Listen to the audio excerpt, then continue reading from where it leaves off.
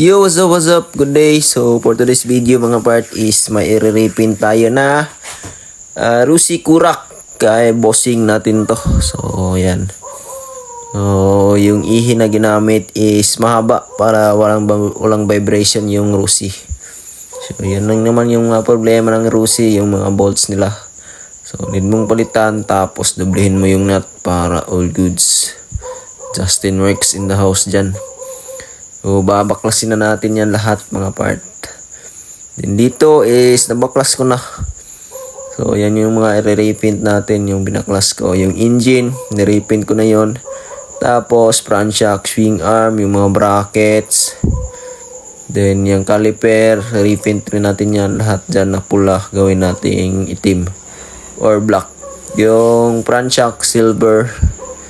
Yung ibang bracket, silver. Yung swing arm, black. Tapos yung shock, gawin din natin yung black. So yan yung mga i-repaint natin sa unit ni boss. So yan, natin patagalin at lihain na natin. Then siyempre bugahan na natin yan ng primer coat mamaya. So yan, pakita ko lang sa inyo yung binaklas ko. So matinding sunblast na naman to. So yan, lilihain na naman yan ng matagal. So baklas na yung unit ni boss. So let's go, see you sa next video.